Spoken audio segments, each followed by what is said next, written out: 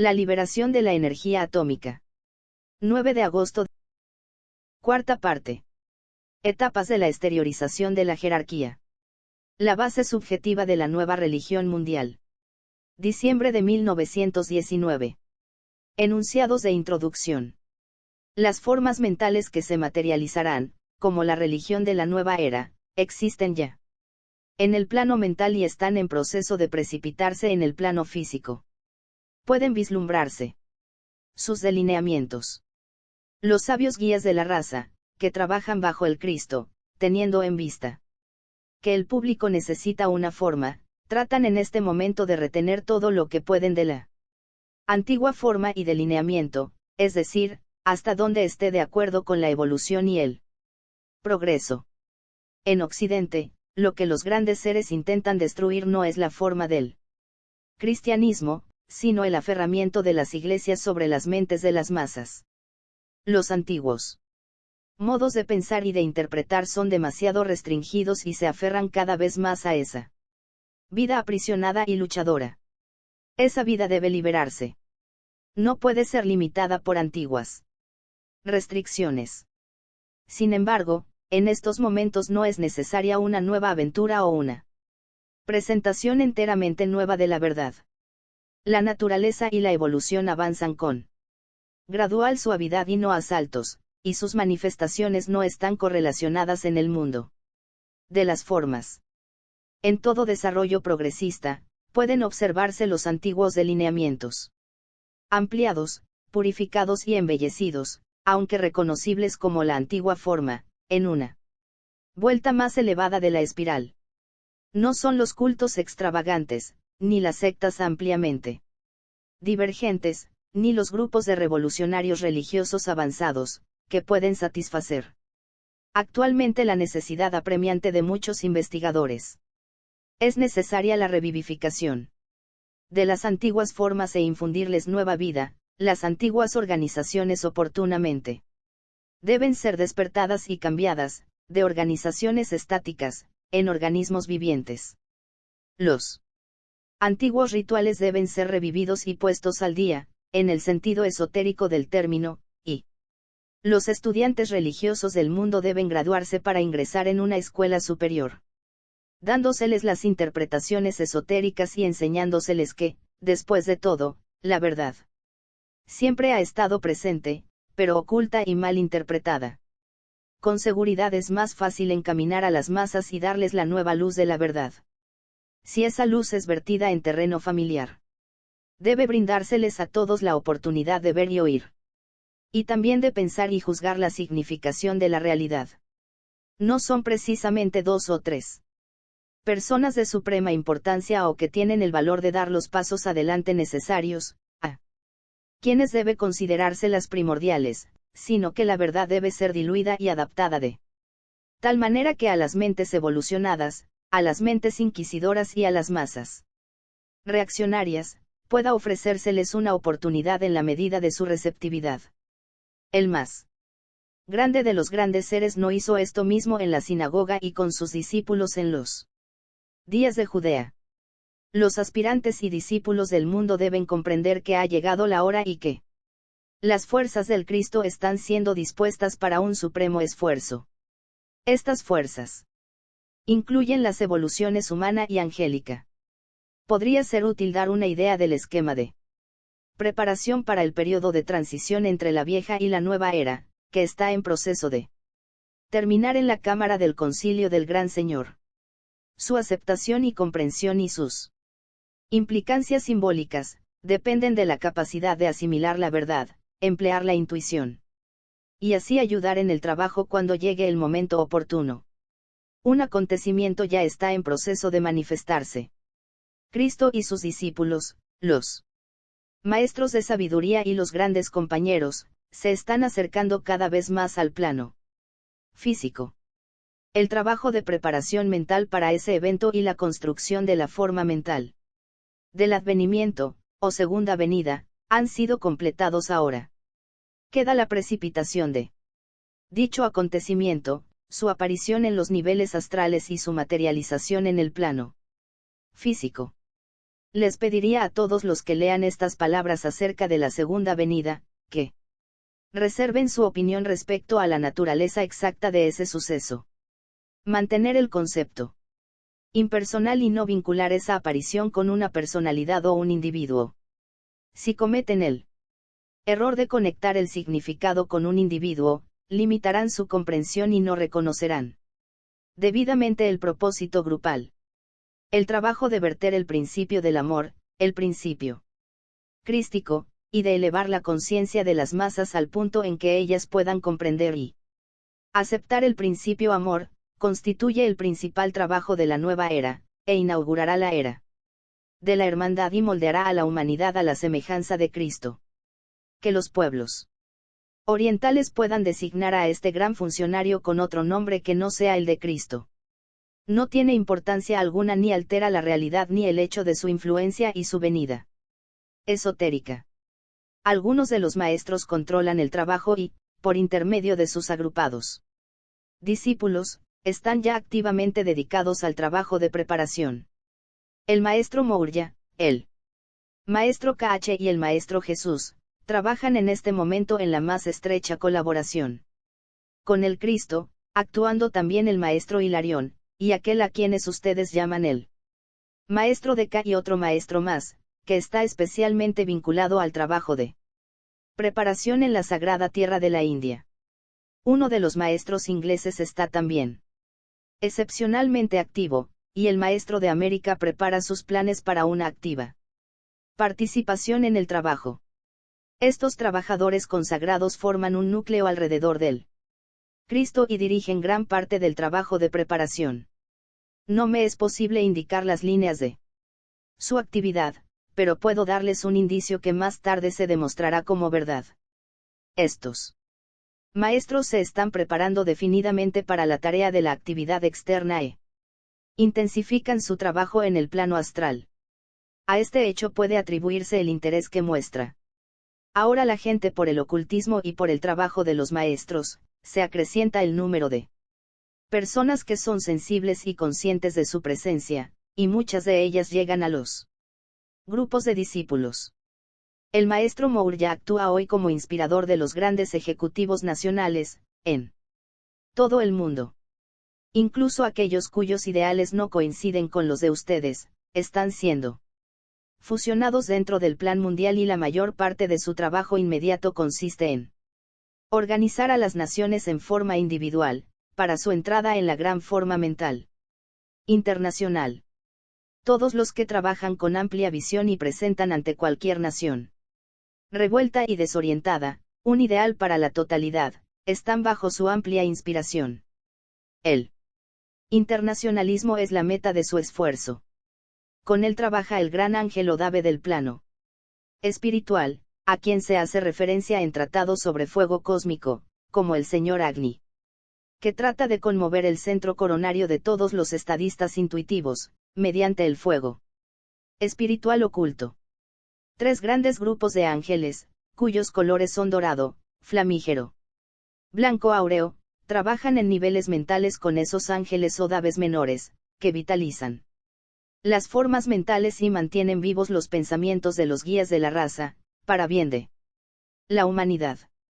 El maestro KH, el Choan en el rayo de la enseñanza, que será el próximo instructor del mundo, está ya activo en su línea de esfuerzo.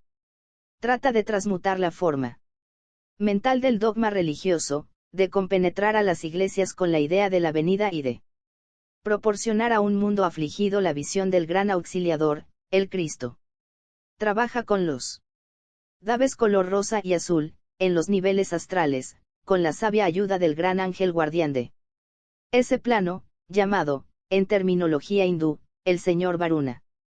Las actividades del plano astral están siendo muy intensificadas y los ángeles de la devoción, en los cuales predomina el aspecto amor divino, trabajan con los cuerpos astrales de todos los que están dispuestos a fortalecer y redirigir sus aspiraciones y deseos espirituales. Son los ángeles que vigilan los santuarios de todas las iglesias, catedrales, templos y mezquitas del mundo. Ahora están acrecentando la intensidad de su vibración para la elevación de la conciencia de las congregaciones existentes.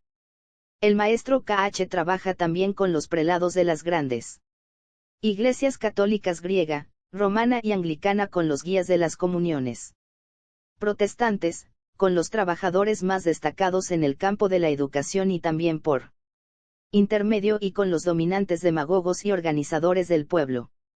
Se interesa por todos aquellos que con intención altruista, luchan por el ideal y viven para ayudar a los demás.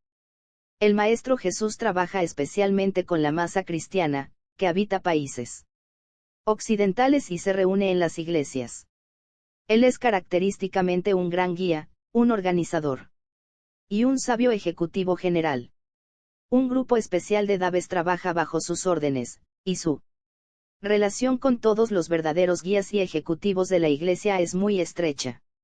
Actúa incesantemente en el concilio esotérico interno de las iglesias y con él colaboran los grupos de ángeles de color violeta. En asuntos eclesiásticos cumple los mandatos de Cristo, ahorrándole mucho trabajo y tiempo, como intermediario.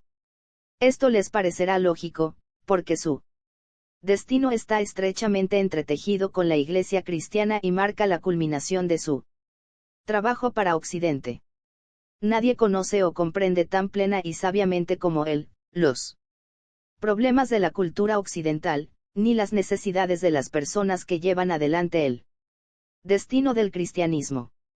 El maestro Hilarión está muy activo en América, estimulando la percepción intuitiva de sus pueblos. Tiene bajo su observación a quienes son verdaderos psíquicos y desarrollan sus poderes para bien de la comunidad. Controla y transmuta los grandes movimientos activos que se esfuerzan por rasgar el velo del mundo de lo invisible. Impresiona las mentes de aquellos cuya misión justificará su esfuerzo, y tiene mucho que hacer con varios movimientos de investigación psíquica en todo el mundo. Trabaja con la ayuda de ciertos grupos de ángeles para abrir al investigador el mundo de las almas que desencarnaron, y de él ha emanado gran parte de lo que últimamente ha convencido al mundo materialista, de que existe vida en el más allá. A quien llamamos el maestro de K, trabaja intensamente con quienes se dedican a curar por puro altruismo, ayuda a quienes están activos en los laboratorios del mundo, a los grandes movimientos filantrópicos mundiales como la Cruz Roja, y a los de beneficencia que se desarrollan rápidamente. Su trabajo abarca también la enseñanza y, actualmente, se dedica mucho a instruir a los diversos discípulos del mundo, tomando a su cargo a los discípulos de muchos maestros, que así se alivian temporariamente de sus responsabilidades docentes en esta hora de crisis. Muchos ángeles curadores, como los mencionados en la Biblia, colaboran con él. El maestro que trabaja en y para la India, actúa con las mentes de los políticos, educadores, soñadores e idealistas religiosos. Fortalece los esfuerzos de todos aquellos que trabajan por la liberación de las masas sumergidas, siempre que sus métodos sean constructivos y no destructivos, y que las mejoras obtenidas no vayan en detrimento de una parte de la familia humana. No trabaja para elevar a un sector del pueblo a expensas de otro, sino para la hermandad y la correcta comprensión de las necesidades de todas las almas que sean muy evolucionadas en el sendero, o recién empiecen en su peregrinaje planetario, de acuerdo a la ley de renacimiento. Uno de los maestros ingleses guía definidamente a los pueblos anglosajones hacia un destino conjunto. El futuro para el anglosajón es grande y la marea de su civilización no ha alcanzado todavía el punto más elevado. La historia encierra mucha gloria para Inglaterra y Norteamérica, cuando trabajen juntas para el bien del mundo, sin suplantarse mutuamente ni intervenir en el imperio de cada uno, sino trabajando al unísono para preservar la paz del mundo y manejar correctamente los problemas mundiales en el campo de la economía y de la educación. Debido a que el séptimo rayo de organización y trabajo ceremonial alcanzó su punto culminante de manifestación, el trabajo del maestro de ese rayo consiste en sintetizar, en el plano físico, todas las partes del plan El maestro Rakkoczy toma del plan general, tal como está delineado en la cámara interna del concilio, y trata de llevarlo a cabo lo más aproximadamente posible. Podría decirse que actúa como director general, para llevar a cabo los planes del Concilio Ejecutivo de Cristo. Sería de interés señalar aquí, que cuando venga aquel a quien ángeles y hombres esperan y cuyo trabajo es inaugurar la nueva era y completar así el trabajo que comenzó en Palestina hace 2000 años, traerá consigo algunos de los grandes ángeles así como también algunos de los maestros. Los ángeles han estado siempre activos en la historia bíblica y se introducirán en las vidas de los seres humanos con mayor poder que hasta ahora. Se los ha llamado nuevamente para que se acerquen a la humanidad y, con su elevada vibración y superior conocimiento, unan sus fuerzas con las de Cristo y sus discípulos, a fin de ayudar a la raza. Por ejemplo, tienen mucho que comunicar respecto al color y el sonido, y al efecto que estas dos fuerzas producen en los cuerpos etéricos de hombres, animales y flores. Cuando lo que tienen que impartir sea captado por la raza, se contrarrestarán los males físicos y las enfermedades. El grupo de ángeles o daves de color violeta que trabaja en los 4 niveles etéricos, estará especialmente activo y actuará en cualquier momento dado, en los 4 principales grupos de hombres que están en encarnación. 4 rayos predominan en cualquier periodo, siendo uno de ellos más poderoso que los otros 3. Esta idea se halla simbolizada en las 4 castas de la India y descubrirán también que estas 4 castas se encuentran universalmente en todo el planeta. Estos 4 grupos de ángeles son un conjunto de servidores consagrados al servicio del Cristo, y su trabajo es entrar en contacto con los hombres, e impartirles enseñanzas sobre ciertas líneas. Uno, enseñarán a la humanidad a ver etéricamente y lo harán intensificando la vibración humana al establecer interacción con la vibración de ellos. 2. Darán instrucción sobre el efecto del color en la curación de la enfermedad y, particularmente respecto a la eficacia de la luz color violeta para aliviar los males humanos y curar esas enfermedades del plano físico que se originan en el cuerpo etérico. 3. Demostrarán también a los pensadores materialistas del planeta la realidad de que existe el mundo superconsciente, y que se puede establecer contacto y conocer a los ángeles y hombres que no están en encarnación ni poseen cuerpos físicos. 4. Impartirán a los seres humanos el conocimiento sobre la física superhumana, para transmutar el peso del cuerpo. El movimiento será más rápido y la velocidad silenciosa y suave, y se eliminará la fatiga. Por el control humano de los niveles etéricos se puede vencer la fatiga y obtener el poder de trascender el tiempo. Hasta que esta profecía no sea una realidad y se reconozca como tal, el significado de las palabras que anteceden permanecerá oscuro. 5. Enseñarán a la humanidad cómo nutrir correctamente al cuerpo y extraer de los éteres circundantes el alimento necesario.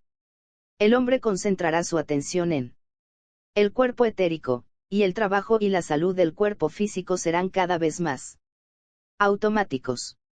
6. Enseñarán también a los seres humanos como individuos y como raza, a expandir sus conciencias para incluir lo superfísico. Cuando esto se realice, la trama separadora, el velo del templo, que divide el plano físico del mundo invisible, será reconocida por el científico como una realidad en la naturaleza, y se conocerá su propósito. Oportunamente será destruido, pues el hombre descubrirá cómo penetrarlo. La fecha es inminente. Por la creciente sensibilidad de los hombres y la constante utilización del velo separador, acrecentadamente, durante los años venideros, se irán desarrollando y manifestando las facultades telepáticas del hombre y su poder de responder a la inspiración interna. Por el desarrollo de la telepatía intuitiva y la creciente comprensión del poder del color y del sonido, se captará y entrará en contacto con el trabajo del Cristo y de los grandes seres, los pueblos se liberarán de la esclavitud del pasado y se les permitirá gozar de la libertad que otorga el reino de Dios. Organizaciones religiosas en la nueva era. Volvamos a considerar la difusión de los profundos ideales religiosos y el crecimiento de los nuevos organismos religiosos. En el proceso de transmutación de la antigua forma y la liberación de la vida aprisionada, dos cosas tienen siempre en cuenta los guías de nuestra evolución. Primero, que el público sirve a la mente concreta o está dominado por ella y es incapaz de captar abstracciones. La forma es lo que más le interesa, debido a su conservadorismo y aferramiento a lo familiar. La Iglesia está destinada a servir a las masas y no tiene valor, excepto como campo de servicio, para los esoteristas del mundo, porque no consideran a la forma en ese sentido por haber establecido cierto contacto con la impulsora vida interna. Segundo, el movimiento eclesiástico, como cualquier otro, solo es una conveniencia temporaria y únicamente sirve de lugar transitorio de descanso para la vida evolutiva.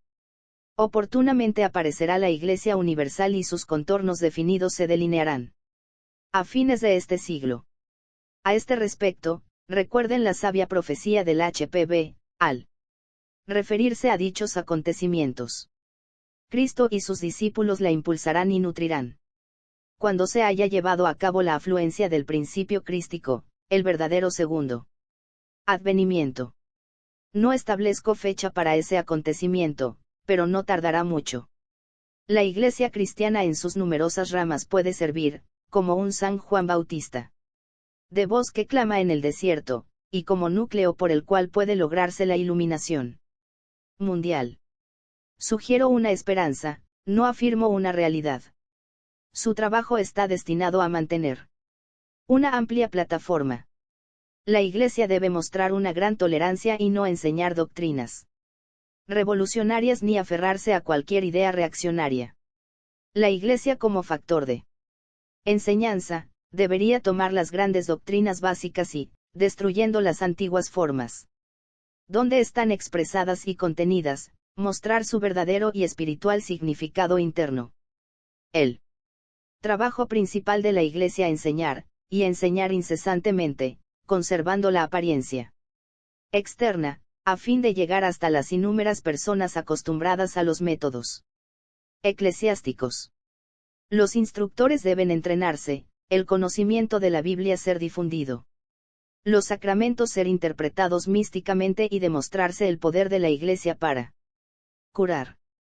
Los tres canales principales a través de los cuales está teniendo lugar la preparación para la nueva era, podrían considerarse que son la Iglesia, la fraternidad masónica y el campo educativo. Todos están todavía en una condición relativamente estática y ninguna satisface la necesidad ni responde a la presión interna. Pero en estos tres movimientos hay discípulos de los grandes seres y van adquiriendo firmemente impulsos, y antes de mucho tiempo emprenderán su tarea designada.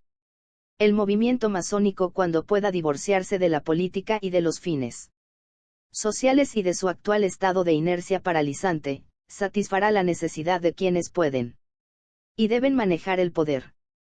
Es el custodio de la ley, el hogar de los misterios y la sede de la iniciación. Encierra en su simbolismo el ritual de la deidad, estando el camino de la salvación pictóricamente preservado en su trabajo.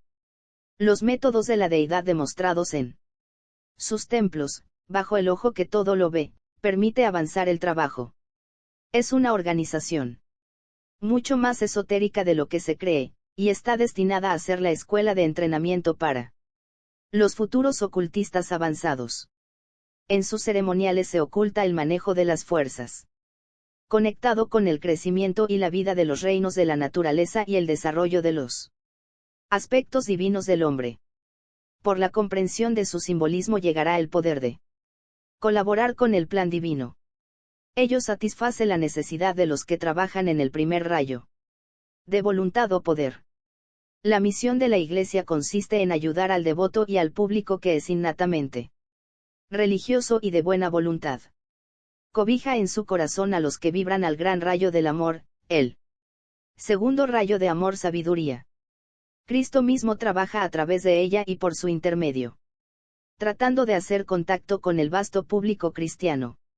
Es la levadura en sus manos que fermentará a toda la masa en forma que comprenderán todos los pueblos y conmoverán a las grandes masas de almas que buscan. Por medio del trabajo educativo del mundo, el Gran Señor trata de llegar a ese público inteligente que no puede ser alcanzado por el ceremonial y el simbolismo, como en la masonería, o por los medios y el ritual religioso, como en la Iglesia. Conmueve a las masas y hasta a aquellos en quienes predomina el aspecto inteligencia, en desmedro de los otros dos aspectos. Ayuda a esos hombres que pertenecen predominantemente al tercer rayo de actividad inteligente. En estas agrupaciones existen grupos esotéricos custodios de la enseñanza interna y cuya aspiración y técnica son uniformes. Estos grupos internos están formados por estudiantes esotéricos, que están en contacto directo u ocasional con los maestros, y por aquellos cuyas almas lograron el suficiente control para que la voluntad de la jerarquía pueda ser comunicada e infiltrada gradualmente en el canal del cerebro físico. Son muchos los grupos que constituyen el verdadero grupo esotérico interno, pero sus miembros son aún pocos, porque el hecho de que un estudiante pueda pertenecer a cualquiera de los así llamados grupos esotéricos externos, no indica su verdadero grado esotérico. Cuando los pocos estudiantes verdaderamente esotéricos del mundo conozcan la diferencia entre las formas etéricas y las astrales, entre la clariaudiencia y la clarividencia mentales y sus contrapartes astrales, entre los elementales del pensamiento y los de la naturaleza, entonces el Cristo y su Iglesia tendrán un grupo esotérico real en el plano físico y la organización externa recibirá el estímulo necesario. Por ello debe trabajarse ahora con los estudiantes e instruirlos sobre la naturaleza del verdadero ocultismo. Cuando se comprenda mejor el significado del tiempo en la previsión y el de la fuerza en el movimiento, y cuando se conozcan más plenamente las leyes que controlan los cuerpos sutiles y, por medio de ellas, las leyes que actúan en los planos en que esos cuerpos se expresan, entonces se llevará a cabo un trabajo más inteligente y útil, en colaboración con la jerarquía oculta.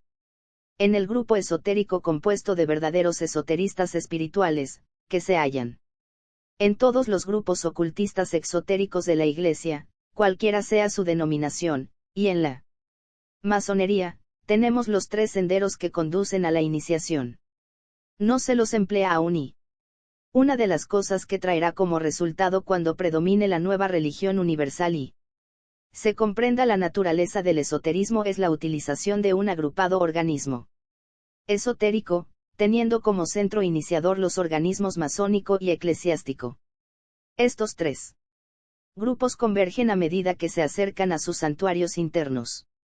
No hay ninguna disociación entre la Iglesia Universal Una, la Sagrada Logia interna de los verdaderos masones y los círculos más internos de las sociedades esotéricas. 3 tipos de hombres han satisfecho su necesidad, 3 rayos principales se han expresado y son hollados los 3 senderos hacia el Maestro, conduciendo los 3 al mismo portal y al mismo hierofante. No debe olvidarse que solo esas almas que están en el sendero de probación o en el sendero del discipulado, formarán el núcleo de la religión mundial venidera. En los planos internos existe el propósito de extraer, de todas las iglesias, a quienes alcanzaron esa etapa de la evolución en que pueden conscientemente y con propio libre albedrío poner sus pies en ese sendero que conduce al centro de paz, y también aquellos que con pleno conocimiento pueden elevar sus ojos al Gran Señor, y transmutar la vida del esfuerzo mundano en la vida de servicio. El primer conjunto que se reunirá en la iglesia venidera formará parte del actual gran grupo de servidores, los cuales en el transcurso de las edades estuvieron asociados con él. Cristo y su trabajo. Recuerden siempre el trabajo que él realizó en relación con el último advenimiento, y además de que con el girar de la rueda cíclica, en la evolución de la espiral, se presentarán condiciones similares, surgirán las mismas necesidades y encarnarán los mismos egos, que estaban presentes en los días de la vieja Palestina.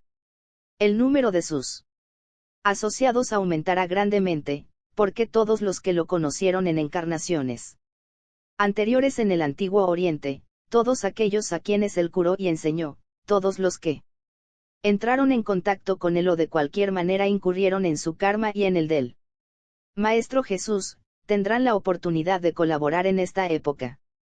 Todos los aspirantes sinceros que están estrechamente relacionados con las organizaciones eclesiásticas actuales, que sienten un estrecho vínculo con el Cristo y lo aman, pueden estar prácticamente seguros de que en Palestina lo vieron, lo conocieron y quizá lo sirvieron y amaron.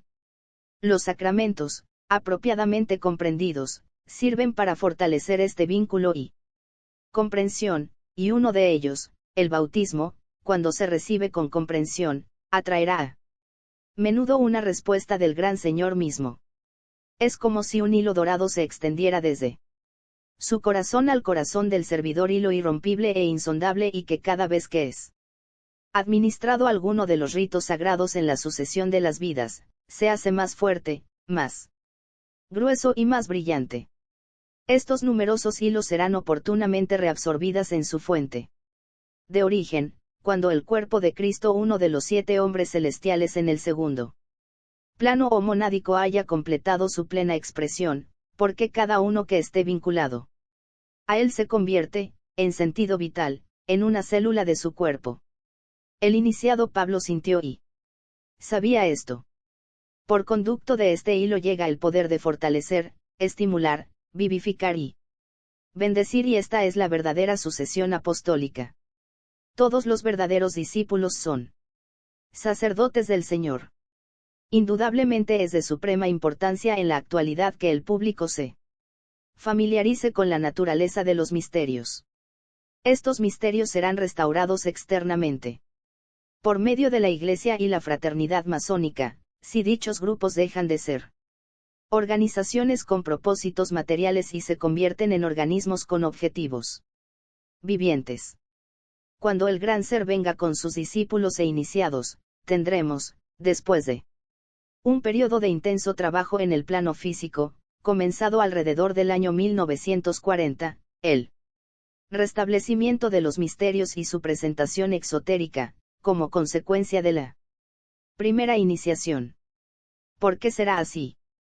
Porque Cristo, como bien saben, es el hierofante de la primera y segunda iniciaciones y, si el trabajo preparatorio es fielmente y bien realizado, él administrará la primera iniciación en los santuarios internos de esos dos grupos. Durante su periodo de trabajo en la tierra, muchos trabajadores fieles recibirán esta primera iniciación y unos pocos la segunda. La raza ha llegado ahora a una etapa donde muchas almas están en el sendero de probación, y solo necesitan elevar su vibración, posible por su presencia, para llegar al portal del sendero mismo. ¿Y qué pueden hacer ustedes? ¿Qué condiciones rodean actualmente a los aspirantes del mundo? Tenemos un mundo intranquilo, un mundo pleno de dolor, angustia y lucha, un mundo donde los cuerpos emocionales de la humanidad están en un total estado de perturbación, un mundo en el cual animales, hombres, mujeres y niños, sufren, agonizan y mueren, un mundo en el cual el hombre, el pecado, la enfermedad, la inanición, la rapiña y el asesinato, acechan libremente, un mundo en que existen las formas de la religión, pero no tienen vida, donde la ciencia es prostituida para fines monetarios y de odio, y en el cual el producto de la tierra no es para el sustento de la raza sino para nutrir las arcas de unos pocos, un mundo en el cual la fe es a menudo objeto de mofa, y el altruismo es considerado el atributo de un tonto, y el amor es explotado en su más baja expresión, el sexo. Esta atmósfera es la que respirarán el Cristo y sus discípulos.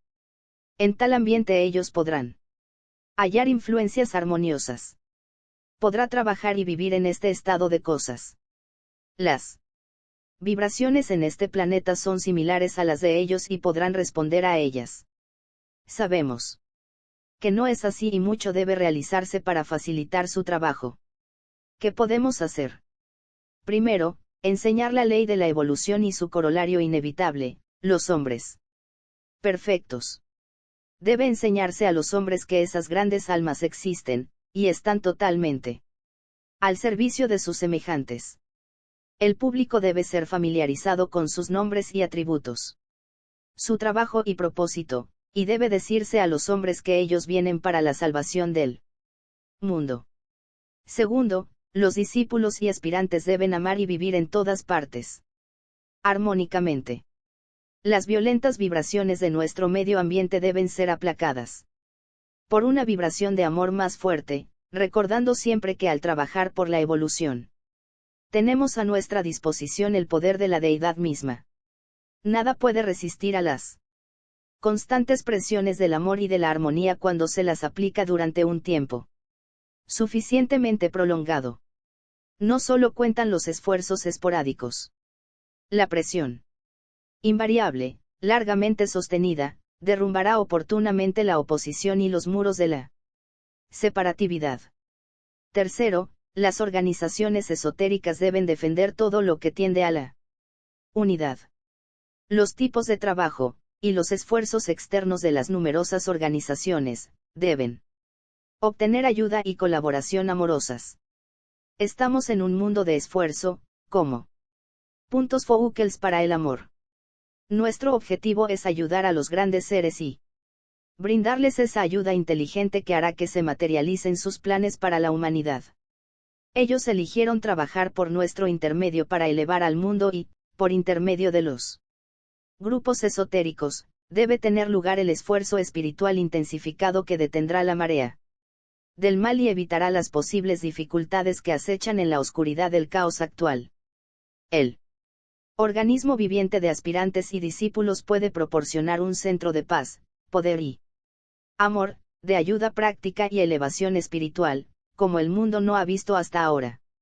Esa es la esperanza. Procuren que así sea. Debe realizarse además un trabajo definido en la curación, en el exorcismo y curación de las enfermedades mentales y astrales y demostrarse al mundo que el antiguo poder de curar reside aún en las manos de aquellos que consistentemente siguen al Cristo. Aquellos que utilizan este poder solo en bien de los pequeños, sin recibir ni esperar recompensa personal, pueden demostrar la antigua manera de curar, que no se asemeja a los métodos modernos de las escuelas mentalistas. También deben hacerse los preparativos para desarrollar los poderes psíquicos superiores y, mediante la entrenada expresión de esos poderes, probar a los científicos del mundo las fuerzas latentes en el hombre, que pueden ser utilizadas por quienes, sabia y sensatamente, siguen los pasos de Cristo, el psíquico más grande de todos los tiempos. Hospitales y escuelas aparecerán bajo la guía directa de los maestros, vendrán instructores que pueden curar y aparecerán otros que entrenarán las mentes de sus alumnos para que respondan a la inspiración directa proveniente de lo alto. Debe desarrollarse, científicamente, la facultad de la intuición. Finalmente, los miembros de la Iglesia y de las fraternidades masónicas se familiarizarán con la significación interna de los distintos ritos, ceremonias, colores y rituales, y con el trabajo efectuado en el piso del templo. Deben saber por qué se hace esto o aquello en su debido orden y la razón de las diferentes procedencias de las palabras, los gestos y los actos. Si hubiera una real y verdadera respuesta a estas sugerencias prácticas, quizá fuera posible que el trabajo avance con mayor rapidez de lo que ahora parece.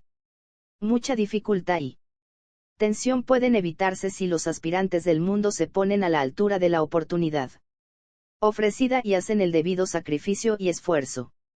Aún queda por realizar gran parte del trabajo preliminar, más el trabajo muy pesado de arar el suelo y destruir lo indeseable.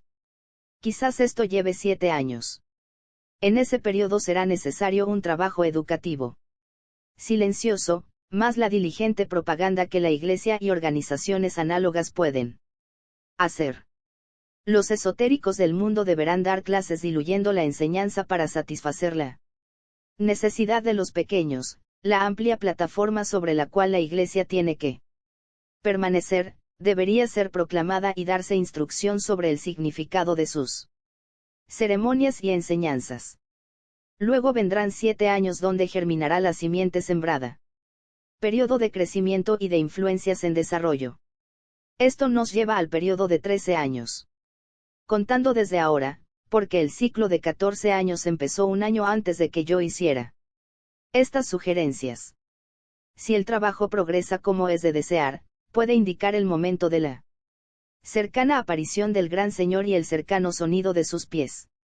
Estos servidores que observan desde el aspecto interno, los discípulos e iniciados empeñados en este trabajo, vigilan con amorosa atención a todos los que luchan en lo más reñido de la batalla. Se asemejará al Estado Mayor, que sigue el curso de la batalla desde un lugar elevado y sin riesgos. En su seguridad reside el éxito final, porque tienen en sus manos la solución de muchos problemas y la dan cuando la batalla sigue un curso contrario. Hay algo que les puedo recordar siempre, porque tiene vital importancia, y es que en la destrucción de la forma reside el secreto de todo crecimiento evolutivo. No es una trivialidad. Lo pueden ver expresándose constantemente. Los maestros utilizan la forma, una forma de organización eclesiástica, una fraternidad masónica, un grupo esotérico, lo más posible.